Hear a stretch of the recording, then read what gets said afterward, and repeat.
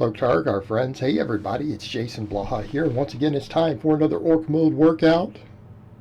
We got a little bit of a PR today. A lot of things to talk about, very little time. It's going to be a short workout today. So please remember to click like down below. It would be greatly appreciated.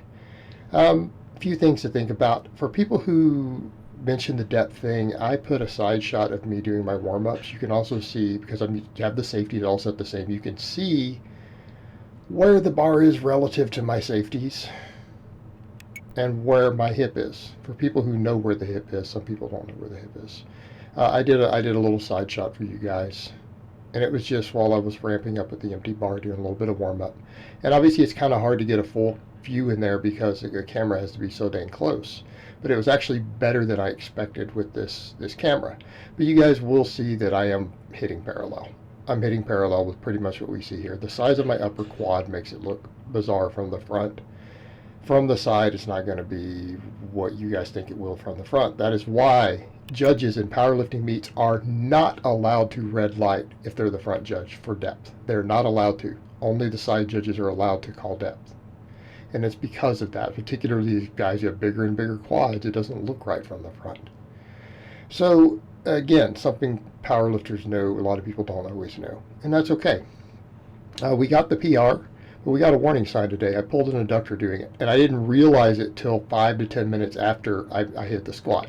Everything felt great. I felt good. I'm like, that was grindy, but it wasn't super hard. Uploaded it, and after I uploaded it, I noticed my adductor, and my adductor started hurting quite a bit.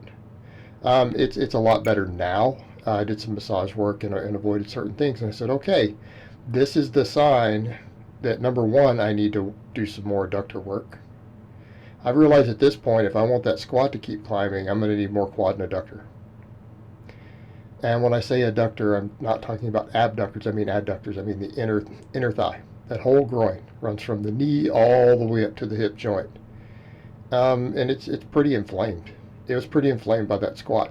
Now, it's not like to the point of any sort of serious injury, but I realized I couldn't do any squatting, pulling, or good mornings.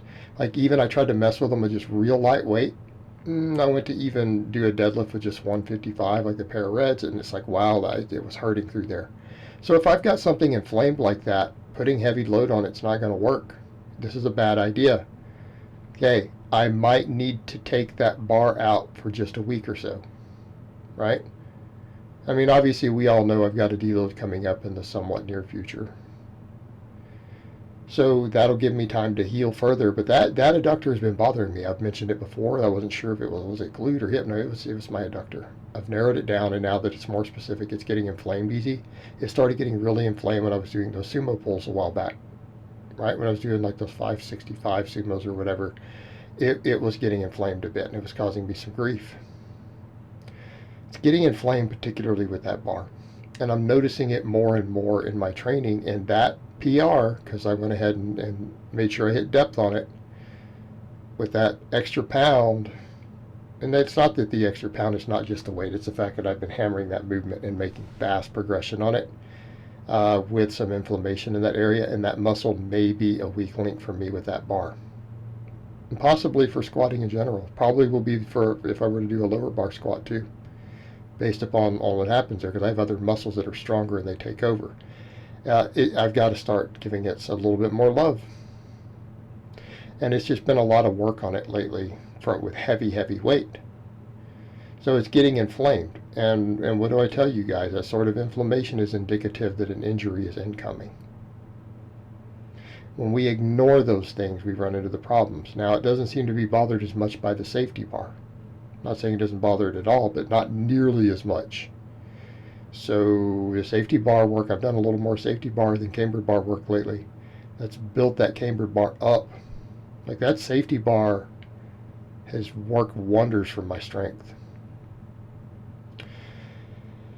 But I probably need to add step-ups back in. You know, I wish I had a hip belt squat. A good one, because mine is so hard to set up with all the plates, and it's awkward and haphazard. It's just easier for a setup perspective for me to do step-ups. It's probably time to add step-ups back in. So I did the exercises today that I could do. Now, the glute ham raises, I did feel it tingling quite a bit through there, and so I didn't want to go super hard.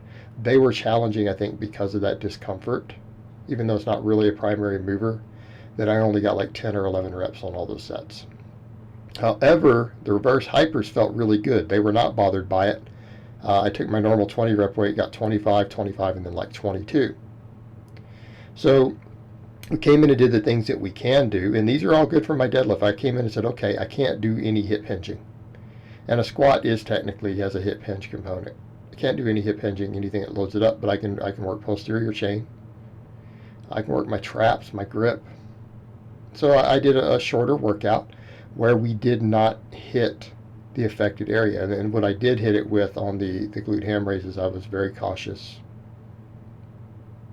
So I'm going to have to let it heal this weekend. I'm not going to do any sort of sled drags or box jumps. I'll do weighted carries. You know, plenty of just some list cardio, which I've been doing lately. And for quite a little bit now, pretty much early on since I started the vertical diet.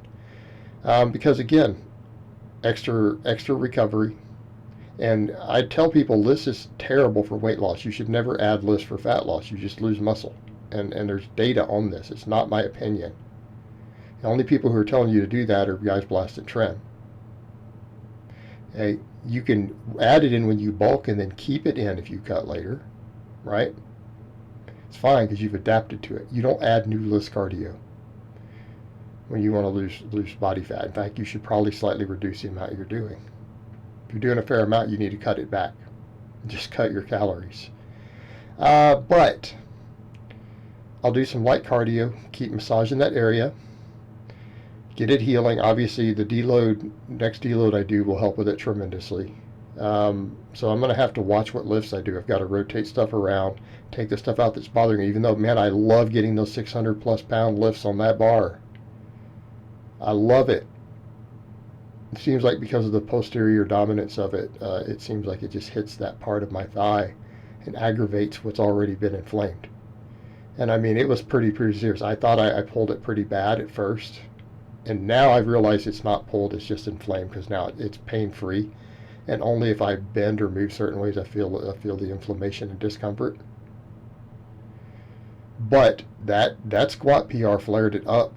And it's not that the squat PR caused it, guys. Okay? Heavy maxes don't usually hurt us in isolation. They hurt us when we have an overuse injury pending. And because it inflamed it to the point where it gave me a warning, my body told me, hey, we need to be aware of this. This is a problem. It's going to be a problem, brother.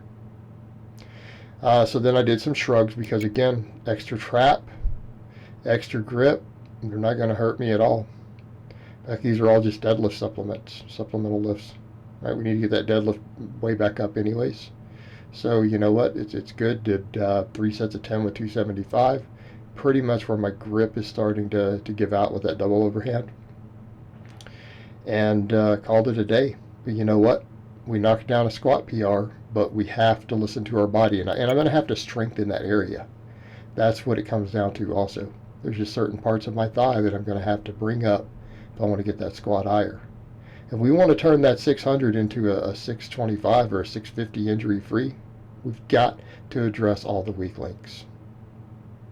All right, guys, but that's really all I have to say on that today. I hope it's been informative, and I will talk to you guys next time.